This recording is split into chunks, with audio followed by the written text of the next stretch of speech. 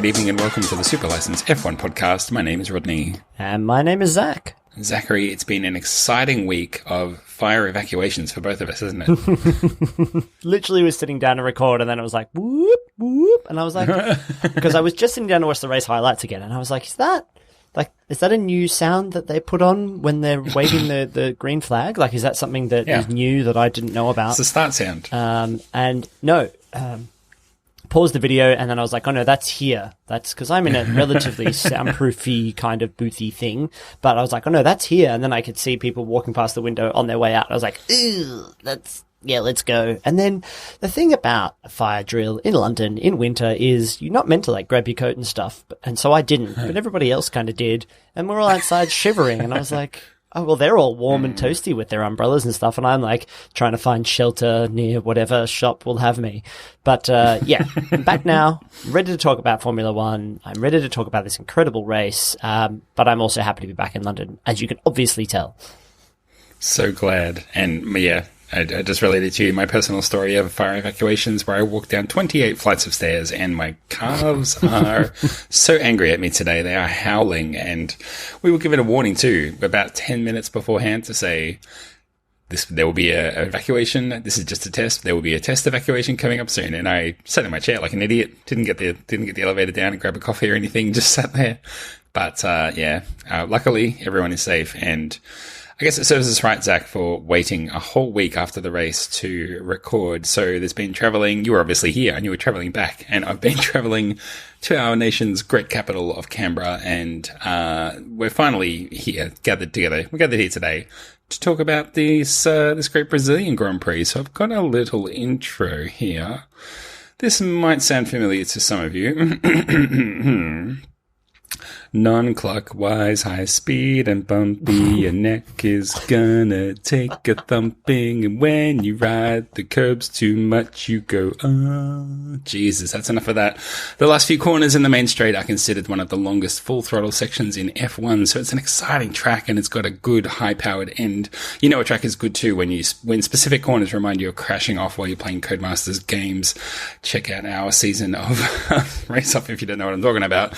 You can't spell Carnival without car, Zach. Oh, gosh, this is a bumpy one. Anyway, let's beat it to Brazil, baby. I want singing in all of those. Any famous Abu Dhabi songs you think you could slip into the last one of the season? Well, I'll see what I can do. Listeners, tweet us our super license if you know any famous Abu Dhabi songs. Abu Dhabi. Don't you Abu Dhabi. One of my favourite karaoke songs, but it's a duet. That's the problem. You need a willing partner for that one. Right. If this podcast Zach, proves nothing else, it's that I'm your willing partner. Oh, well, next time you're here, forget it. We're going straight. I mean, I'll meet you from the airport at the karaoke place, and I'll have that song queued up and we would sing Abu Dhabi, baby. We have to talk about the Brazilian Grand Prix. I've got a great super quiz lined up later. You bet I'm going to count how many questions I did. And, we're going to have a look at the Fantasy League, and it's the second last race of the year. So we're really going to be, charging home towards the checkered flag that is season 2019. Zach, are you ready to recap this race? Should we get into the race preview, race talking bit? Yeah, the talky bit about the racy thing. Let's get into that little bitty. Let us race a bit. I gave him space. Sack my balls, man. Let's hurry up and get out of here. We got a race to do. Oh boy, Zach. I mean, it seems like this season there's been plenty of times that people have been just giddy at how good the race was, and we've had a great season. If you think about it, probably like a third of the races have been fantastic and chock full of action, but unfortunately, it is your task this week for you to sum up this entire race within only 30 seconds. How do you think you'll go?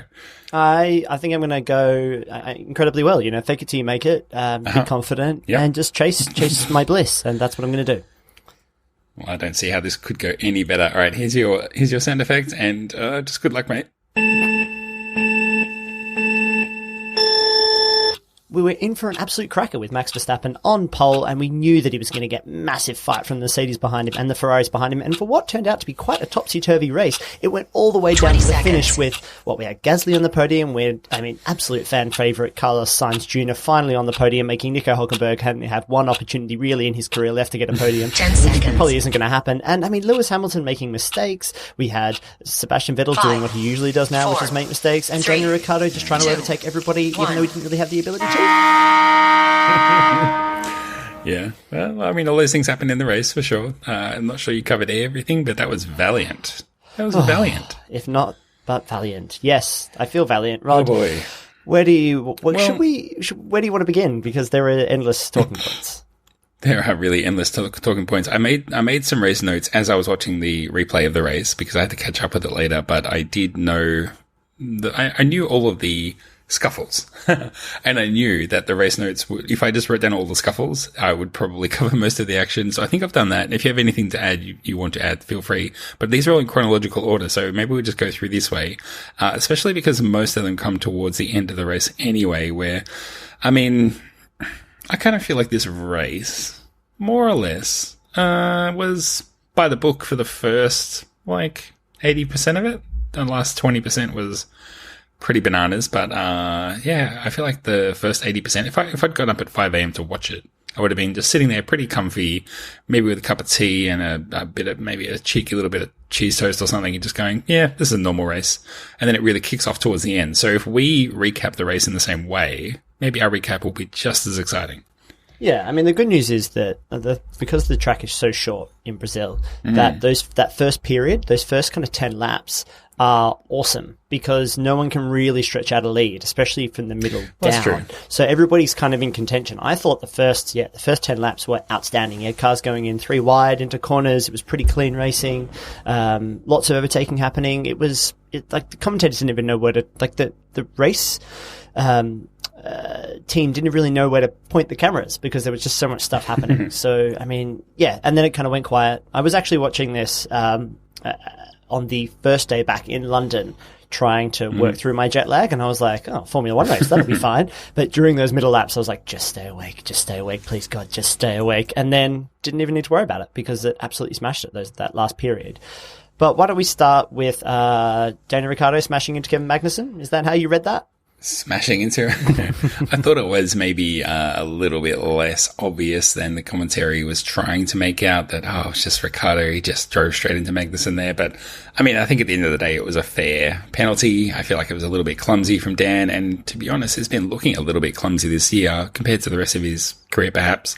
I thought that maybe Magnussen squeezed him earlier, which caused Ricciardo to brake a little bit when he maybe didn't want to, and that made him skid, which meant that he understeered, which meant that he hit him.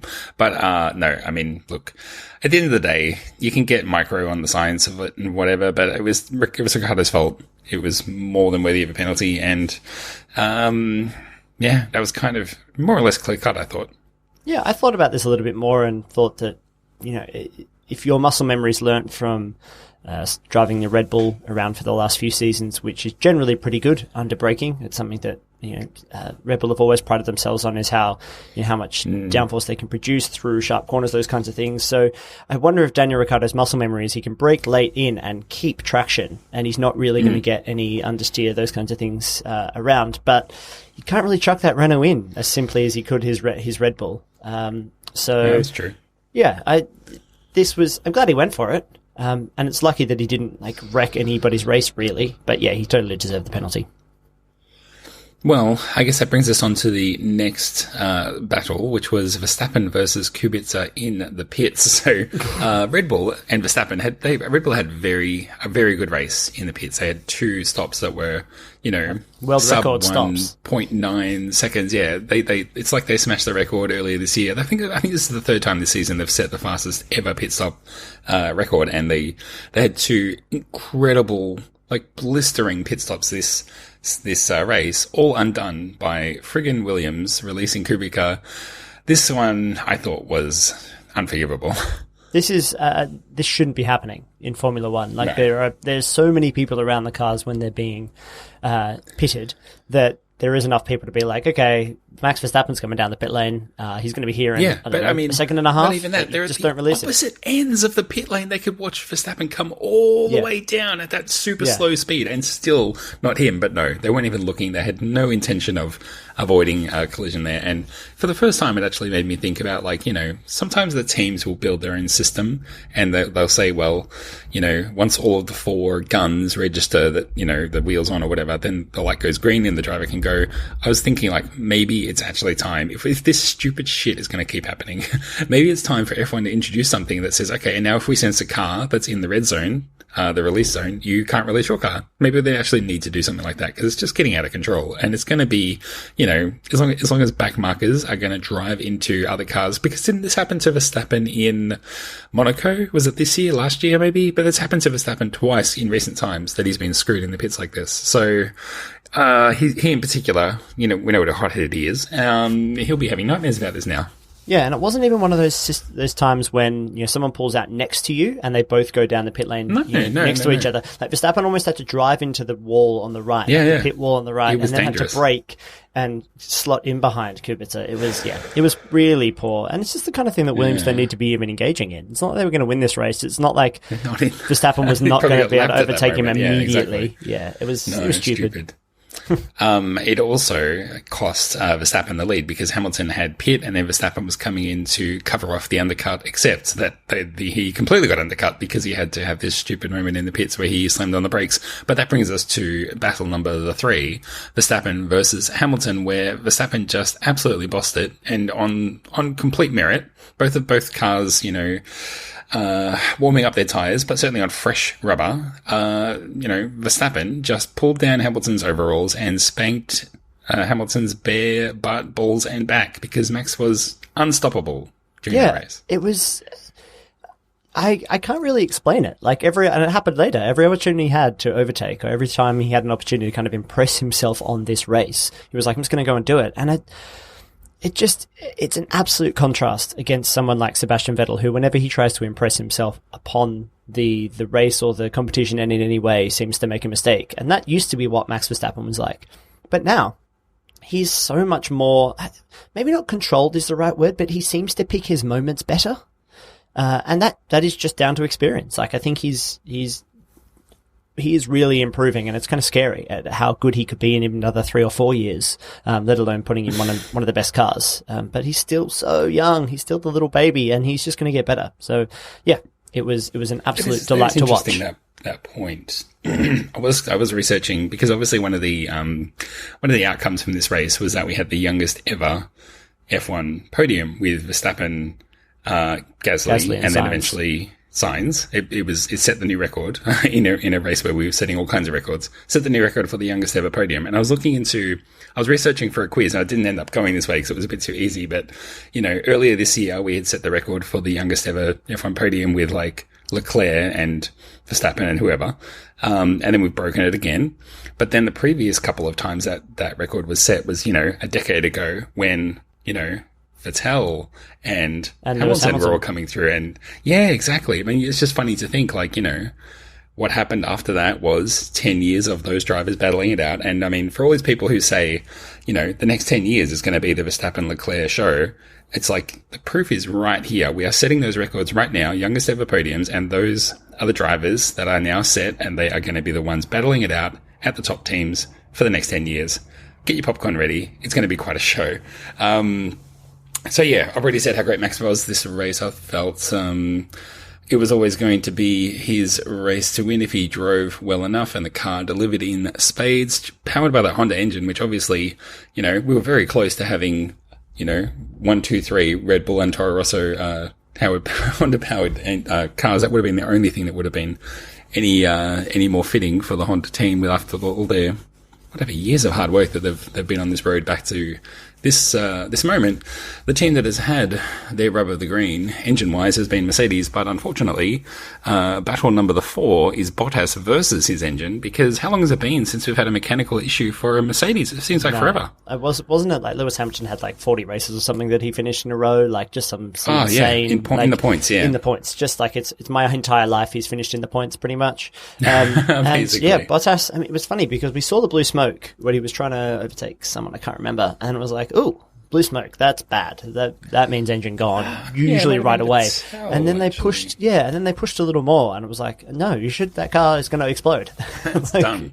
Even we can all see that. Blue smoke, no good. Classic Mercedes, though, to think they can just drive through it, right? Yeah, exactly. Well, all signs point to yes. But they had been having, cooling problems, you know. Hamilton was cooling problems. Bottas was having cooling problems. They have to keep getting out of the air, the dirty air on straights, which means you're not going to catch up to the person in front of you because you can't punch through that hole. That you can't get in that hole that they're punching through for you. So this has just been the major problem for Mercedes in this whole era. Pretty much, they run a really tight package, and if it's any hotter than they expect on the race day, then they're always a little bit in trouble. So, yeah, they couldn't run at their optimum potential, I suppose, this weekend, or that race weekend. And, yeah, I mean, Bottas did his best to pull over and get out of the way, but there's still a safety car, so not fun for him. Poor Bottas, he probably thought that he could have done a little bit more, and maybe he'll be on track. You'll be hoping to win next week, right? Are you putting money on him to win next week? Yeah, he always wins. He always wins the last one if Lewis has already run the World Championship, right? Look, I mean, I think that's true, except that I think Hamilton will want to go out on a high, because normally he doesn't care, but I think he's had such average races the last few races, and especially this race, Hamilton, pretty damn average. I think he'll want to bounce back and finish, you know, I'm trying to remember, what was that song we were talking about earlier? It doesn't matter. I was going to sing a bit of it, but I've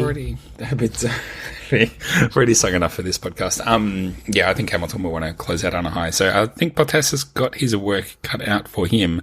But luckily for Mercedes, that race is neither going to be incredibly hot nor at an incredibly high altitude, which seems to be their downfall. But another thing that the team has done to hamstring themselves is getting their strategy wrong behind the safety cars. So I've got here, for the next battle, Mercedes versus not pitting Hamilton at the first safety car. Why, someone explain to me why they told him to do the opposite of what Max did. And after Max pitted, surely the right move, even with hindsight, was to pit. And then if Max hadn't pitted, surely the right move was to pit. So why not say, fuck what Max does, you're pitting. Why not say that? Yeah, I think this is just a passing of the buck. Like, they don't know the best strategy, and it seems like it's just whatever the opposite is.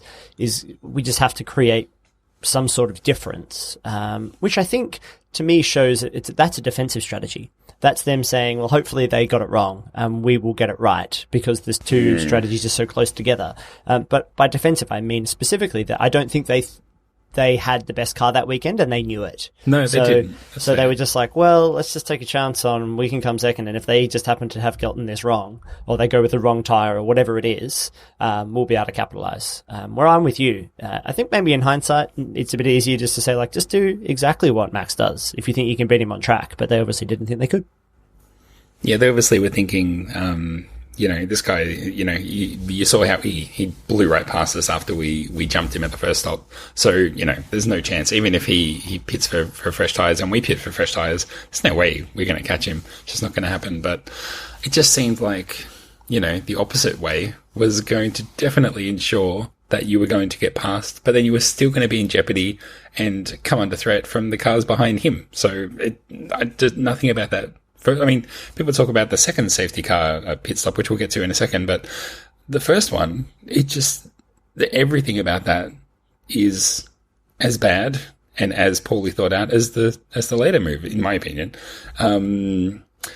Between the two safety cars, though, after the cars were bunched up, we have got Vettel versus Leclerc. Yet again, the Ferrari drivers coming together. Further tensions, you'd have to say, after it seemed like things were settling down at the team. I just read in the notes, oh my God, what? Well, I don't know, do you want to unpack this one for us? Yeah, because Leclerc gets past Vettel, and Vettel hates that. Vettel hates it when his He teammate really overtakes does. him. He really does not like it. He's never liked it, and he just doesn't like being overtaken generally because it's so unfamiliar to him. It should be more familiar these last, I don't know, 4 years. It should be. It's happened dozens of times in the last year and a half. I genuinely think that Vettel doesn't like Charles Leclerc as his number 2 driver, because he knows that Charles is every bit as good in that Ferrari as Vettel is, and Charles has like kind of things open in front of him, whereas Vettel has like a point to prove.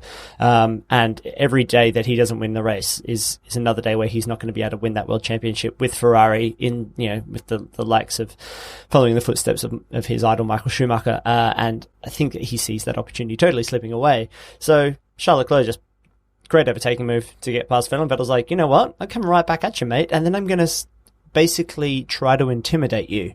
We've seen this before. He loves banging wheels at people. He famously did it with Lewis Hamilton last season or the season before. And so, I actually thought the commentary unpacked this quite well, which was that Martin Brundle was essentially saying, sometimes you'll try to intimidate the driver by kind of closing that space between you, knowing that you won't hit them, but then the other driver will kind of have to twitch and you'll kind of surprise them. Well, I mean, you watch this back and there is no space between them. Vettel isn't really even properly clear Leclerc at this point yet either. And it just looks so obviously like he just goes, I'm just going to crash into you and take that. Like it's like something you would do in a video game, not in real life. And then to get on the radio and be like, what the hell's going on? How dare Charles? Blah, blah, blah, blah, blah, blah. And it's just quite obviously quite obviously Sebastian Vettel's fault. I have no time for Sebastian anymore. Like when he first moved for Ferrari, I kind of got a little bit on board because I was like, oh, maybe this is the grown-up dad Sebastian that will take the fight to Mercedes. This is an interesting thing in Formula One, but it's been an absolute nothing. Like it just has been an absolute waste of time. And I feel like he's gotten worse as a driver. And he's also just less likable. He was already not that likable, but now he's just, I don't know any Sebastian Vettel fans. I think I've said this on the show before. When was the last time you saw someone with a Vettel top? I can't think of him. I never see them on the broadcast. It's Charles Leclerc. I mean, what's funny about that is that if you listen to the media or people who are around the team in a sort of more casual capacity, they'll all say, yeah, Vettel is such a great guy, so friendly, always smiling, telling jokes, keeping the spirit of the team alive, and, he'll help the team pack up and all this kind of stuff. And it's like, oh, really? Because he doesn't seem very good to me. I kind of agree with you that he's a bit of one of the grandpas of the sport at the moment, and he's running out of years if he wants to. If he wants to pinch any championships back from Hamilton, he's got to do it very soon because Leclerc is on the charge. And I feel like in so many ways, Leclerc is the driver that the average F1 fan can feel good about supporting Ferrari for. You know what I mean? Like, he might have the name and the history, but Leclerc is what the Ferrari fans are tuning in for right now, and especially the new ones. And, I think it was either in the commentary during the race or after the race, but someone called out, this is obviously what Vettel did to Weber in Turkey 2012, which you're damn right he did. Of course he did. Or was it 2010? It was way back then.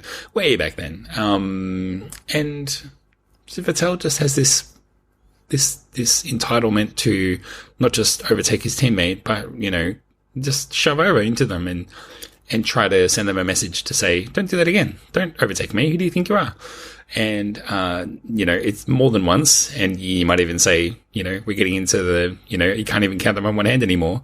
How many times it's backfired and, brought heartache to not just him, but the entire team. So utterly stupid. And if Ferrari don't sort this out soon, they're not going to win championships anytime soon.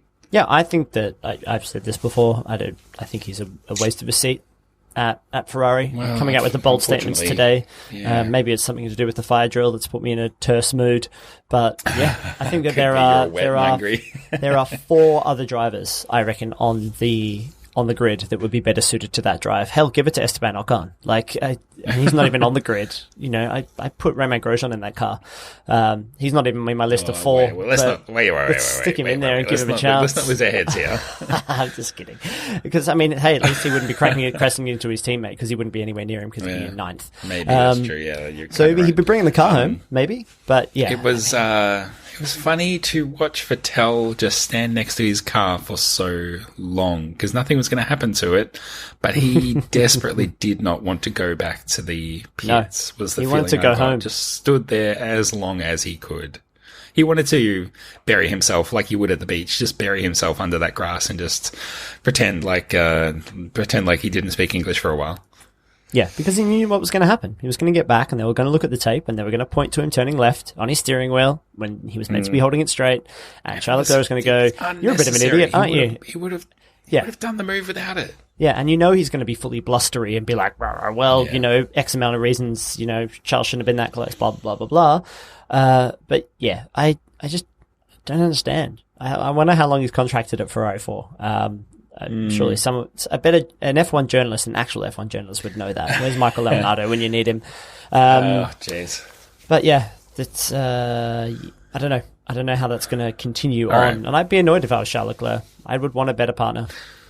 Well, I mean, at first when the troubles started to arrive at Ferrari, he was very much like, okay, I'm still learning the game here. I'll just keep my head down. I won't say anything inflammatory and I'll just write it out and learn how things work. And then he learned how things work and things still didn't go his way. So he sort of was like, okay, well, I'm going to be the diplomat then. I'm going to be the peacekeeper. I'm going to be the nice guy. I'm going to win everyone over because I've got a long F1 career ahead of me. He knows it. We all know it. Dogs know it. Everyone knows it.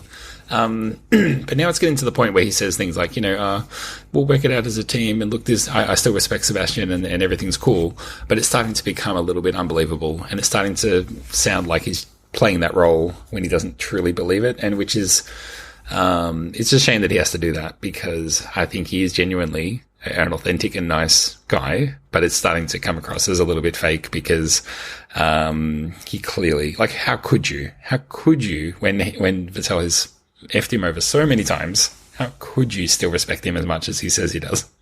Yeah, exactly. Don't know. Well, let's get into these battles. Zach, I've got the next one. Mercedes versus pitting Hamilton at the second safety car. The team admitted this was just a stupid mistake. Rookie, this is Bush League. Lewis might, I've got a note here and I want to get your take on this. Lewis might have contributed to it by complaining as much as he did that they didn't stop him at the previous safety car. But obviously with the previous safety car bunching up the field, pitting him so late in the race with so many, there's such a limited opportunity to overtake in so few laps. There was just nothing smart about this move.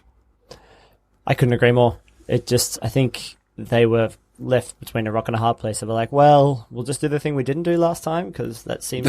again, they must have looked at the numbers and just gone, it's an edge case again. Like, there is no way really to know. It might have been a 52-48, in favor of pitting or not.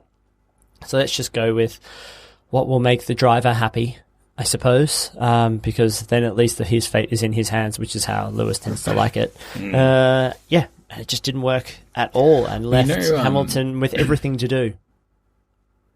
Yeah. You know how the winning team sends they can send up a representative, usually like team principal or, once the team principal gets a bit sick of climbing stairs, they send, other people. Red Bull sent up their strategist, whose name I'll pull up later because she deserves calling out.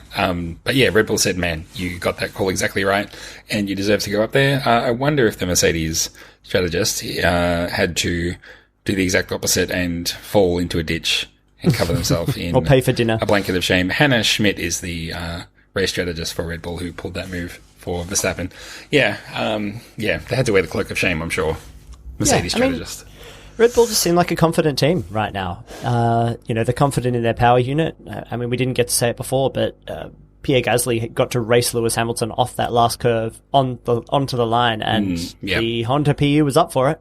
And I know that all the advantage was in Honda's favor there, but it's still just straight up power versus straight up power in that circumstance. And Honda held its own. So, that's all good signs. Yeah. So Red Bull seem happy. They've got their power unit that works. They've got a driver lineup that seems to be working as well. They've got a stable of drivers that, if, for instance, Albon didn't work, Gasly's putting in performances that would merit him coming back into the team. Verstappen seems happy. I don't think there's any threat of him moving teams as maybe there was before. I like this. I like that look on Red Bull. The nice, confident breeze in Red Bull.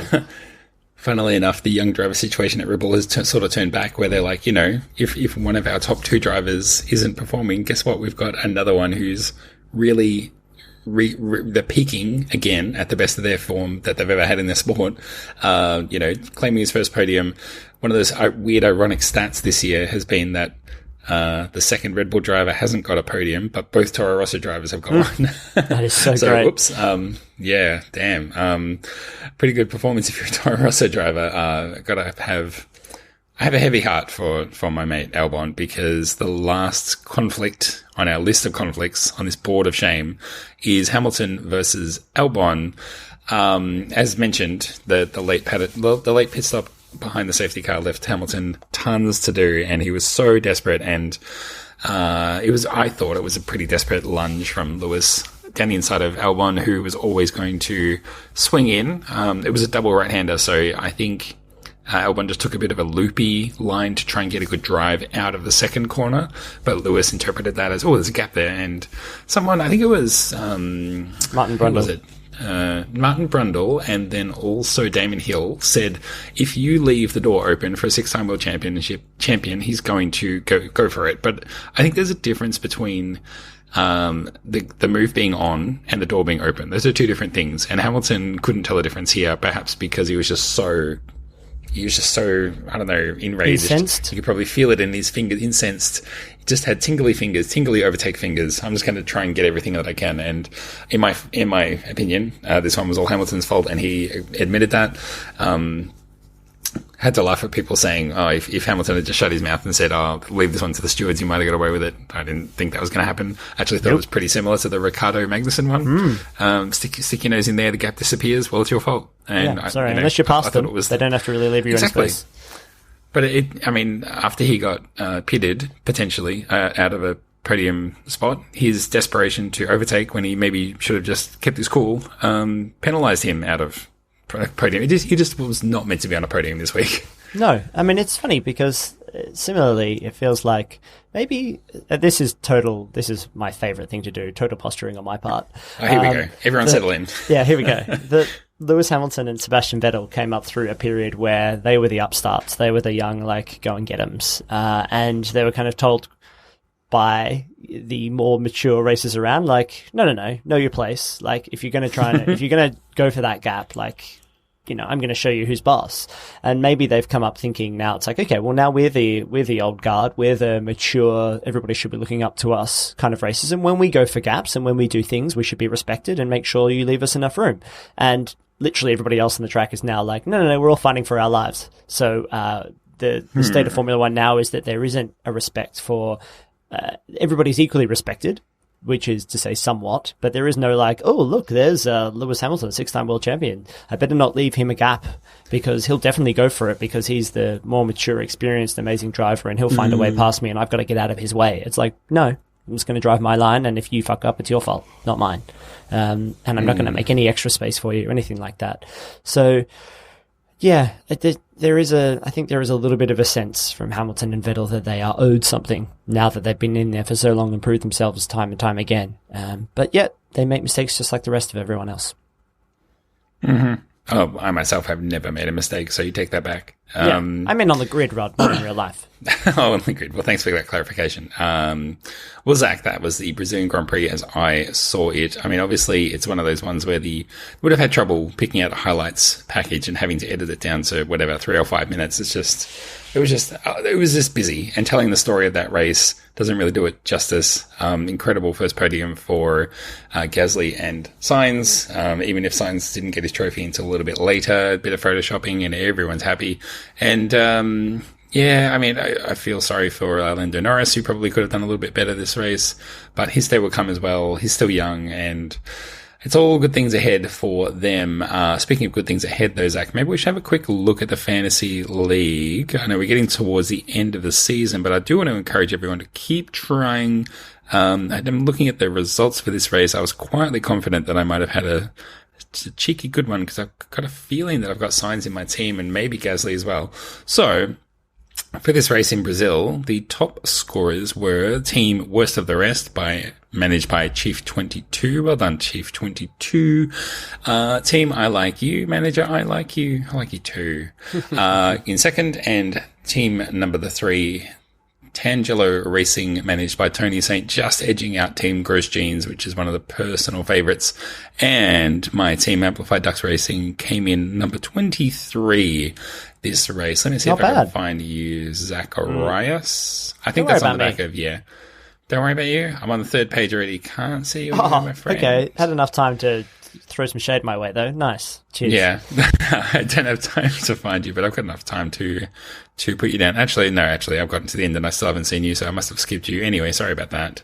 Shall we have a look at the overall league? Let me pull up those results. Dun, dun, dun, dun, dun, dun, dun.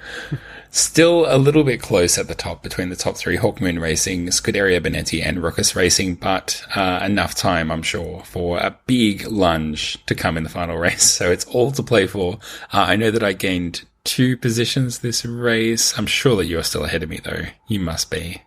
Nah, not me. Definitely not. I'm gonna make a big lunge this last race. I'm gonna put all. Yeah, you're gonna tank. It's gonna be all Lando Norris. Both teams, Lando Norris and all 3 drivers. Such a good idea. You should do that. Maybe you should put stuff with Van Dorn in your team as well, and then that way you get negative points somehow. episodes and episodes since we've mentioned Stuff the Duff. Stuff the Duff. Oh, you're only 2. Here, I mean, talk about tension. There's only 10 points between us. You're 46th in the league, and I'm 44th, mate. It is all to play for. Don't forget Stuff the Duff. It's time for you to get serious because, there's a lot riding on our fantasy results, as it turns out. Well, that's a bit of a turn up for the show. Well, Zach, speaking of challenges, I do have one challenge remaining for you, which is a super quiz. How do you feel about me throwing some questions your way? I feel just like bloody great about it, actually. Well, that's pretty bloody fortunate, because here comes the theme. We will accept a couple of questions. Should one only win one? Would one want to have won that one in round 1? Can you repeat the question? We mentioned Colour Science's glorious podium for McLaren. It's pretty good. It's right up there. McLaren's return to the podium after many, many years in the wilderness. So this week's quiz was spurred on by McLaren's return to the podium after many years in races. And this is all about what has happened since the last podium until now, with a little bit of McLaren flavour thrown in there, Zach. So I promised I would count the questions. 1, 2, 3, 4 questions. Some of them are made up of little bits and pieces, so we'll get stuck straight into it. Question, Zach. The first question is, how many days has it been since the last McLaren podium previous to the Brazil Grand Prix? Was it 1,000 days, 2,000 days, or 3,000 days? 1,000 days is 3 years. Yeah, I'm going to say that it's 1,000 days. The answer I was looking for was 2,000 days, or more specifically 2,072 days. Of course. Since Kevin Magnussen stood on the podium at the 2014 Australian Grand Prix. We were at that Grand Prix. Ricciardo getting disqualified. We were there. Yeah. We were there, and then we drowned our sorrows for many, many hours afterwards as we waited for an official result. Ruling. But that's more than 5 years ago and 118 races ago between McLaren podiums. Long time between sparkly fizzy drinks. Yeah. Between carbon. So since that last podium, when Magnussen and Button were driving for McLaren, Zach, I want you to tell me, how many lineup changes has McLaren had from then until the present day?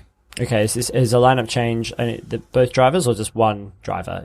I suppose that would be a lineup either driver. change. Yeah. Okay, either driver changing would be a change. Since then, so I've got to think about both of those changes. So Magnussen went, Button went. They were replaced by Alonso and Stuff the Duff, I want to say. So that's 2 plus the Sainz and obviously Lando Norris coming in. That's 4. I feel like, was there a gap between Stuff the Duff? Was there another? I'm going to throw one in extra just because I can't think of it. Is it 5? I was trying to follow as you were doing that. I don't know how you got to 4, and then you just throw in an extra one to get to 5. Okay. The correct answer is 4. You were very almost there by accident. The first change was to go to Alonso and Button. That was the next driver change. And then Van Dorn and Button was the next driver lineup because Stoff replaced Alonso when he had that massive crash that time. And then Button replaced Alonso when Alonso went to drive at Indy and Button drove in Monaco. So twice we had the Van Dorn Button lineup. So that's 2 lineups. Then we get Alonso and Van Dorn full time. And then we get Sainz and Norris. So 4 lineups for the McLarens. All right. So Yeah, you're all around it. Yeah, but I just didn't. I just doubted myself. Go with your gut, not your heart, mate. Okay, so we've announced, obviously, that Button and Alonso came in and then left because they retired. But in the time since the last McLaren podium in 2014, 2 other drivers have retired. Both of them had raced more than 200 races, and I want you to tell me who they are. Felipe Massa. That's one, yep. Yep, that's one of them. 200 races. Who is the other one that has left the sport? Gee whiz, this should be really easy. I don't know why I can't think of them. Who? Not many questions this week, but hard ones, I reckon. Yeah, but this shouldn't be that difficult because it's just stupid Kimi Raikkonen. He's still here. But when you know, I know. I'm looking right at it. When you know it's obvious. When you don't know, yeah. Who was the other? No. What about? No, Mark Webber didn't retire in that time. Oh. No, that was much earlier than that. No, I don't know. Damn it, Jolyon Palmer. Nico Rosberg. Nico course. Rosberg is another of course driver. It was. Yes. I was thinking old men. No, you should never think old men, ever, really. That just shouldn't really be a thing that you do. Yeah, tons of races for Nico Rosberg. Drove longer than Mark Webber and got over the 200 race mark. I don't think Webber did. So, I mean, we've been breezing through this, but this last question may slow us down a little bit. Since McLaren's last podium, Zach, 20 drivers have made their debut. That's enough to fill an entire F1 grid. 20 drivers have made their debut. 9 of them still in the sport. Would be way too easy to craft a question around those ones because you could just go through the drivers and work it out. Bang, bang, bang. The challenge for you is 11 of them have come in and gone and straight away, some of them very quickly. I want you to name for me, Zach, at least half of them. That's only 6 out of 11.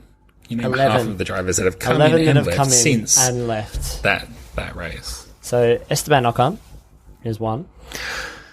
Esteban Ocon, yes, that's one. That's one. This should be really, really easy. My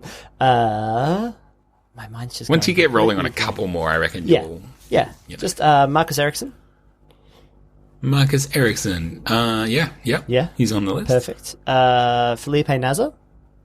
Felipe Nasser. See, now we're rolling. You're already on 3. That's Felipe Nasser. I think, of course, he... Stoff the Doff.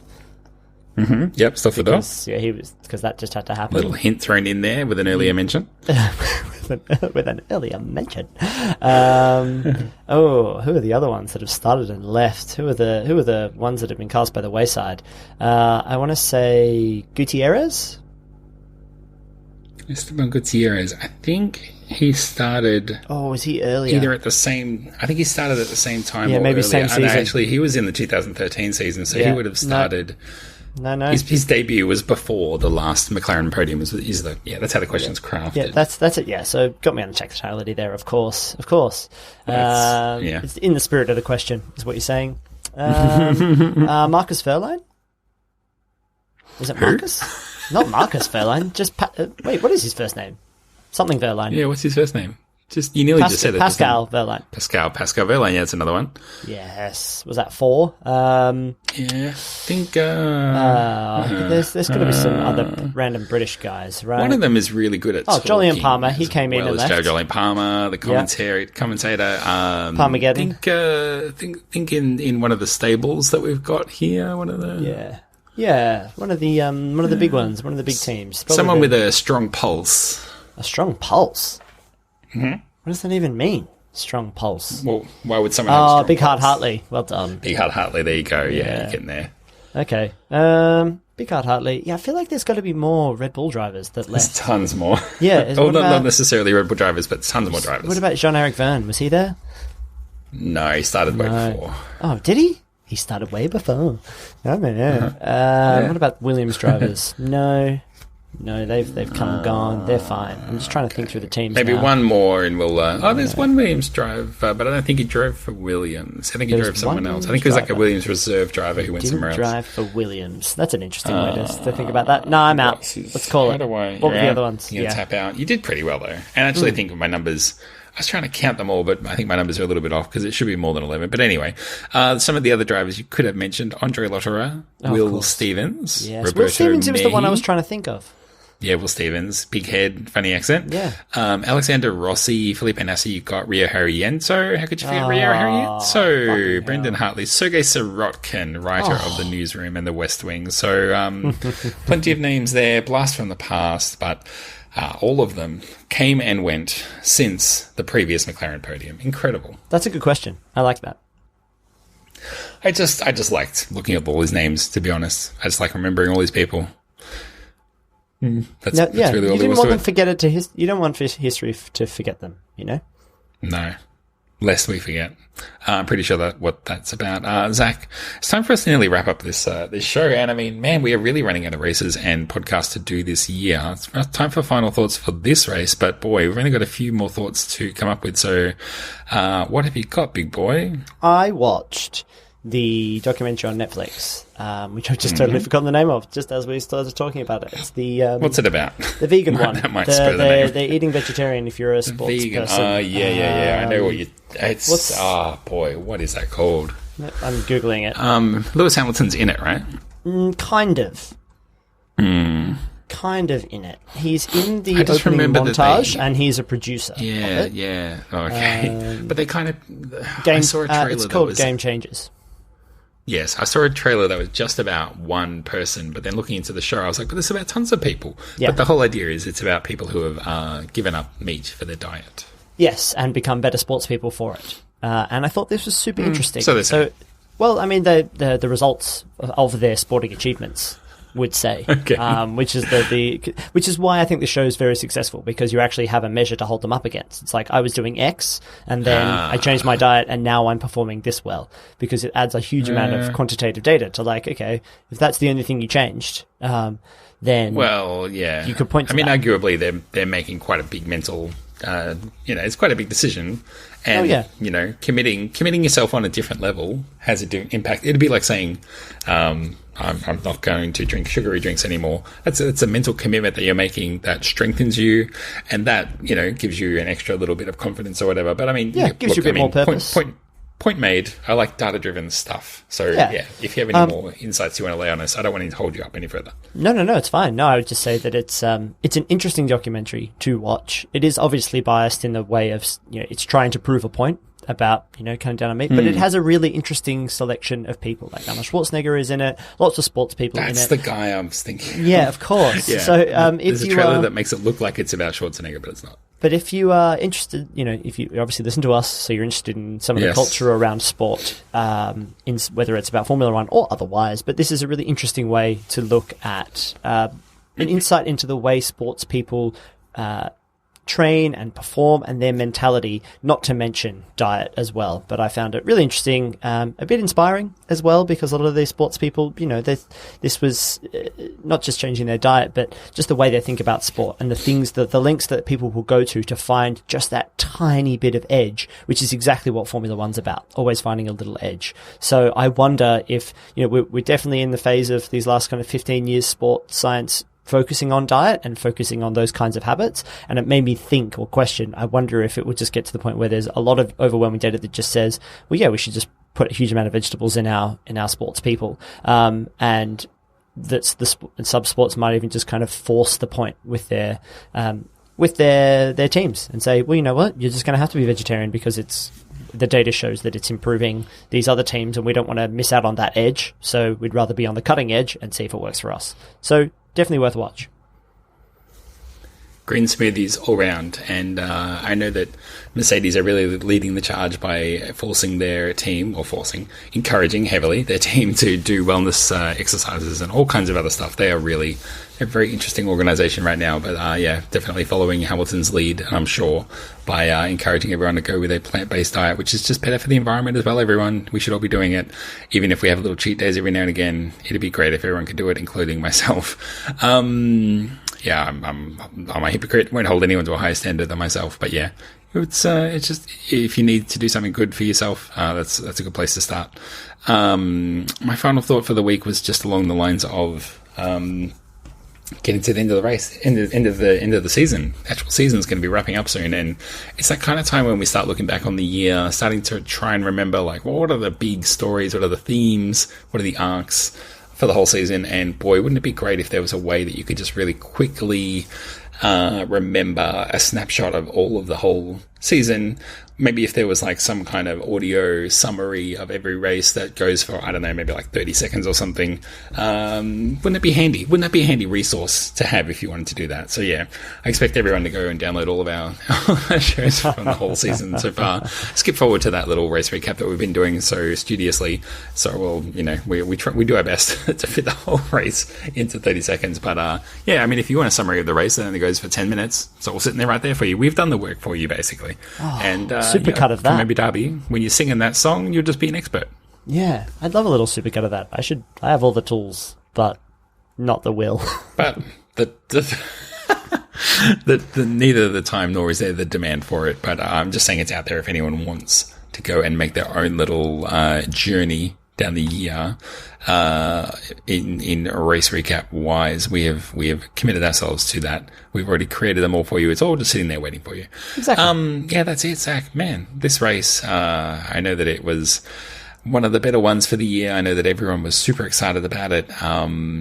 It's kind of, I don't know, the shine's gone off it a little bit, maybe because it was over a week ago and we're already now looking ahead to Abu Dhabi. But I mean, I guess a race that a lot of people were coming into thinking this is a dead rubber, it's going to be dead boring, and we were all dead wrong.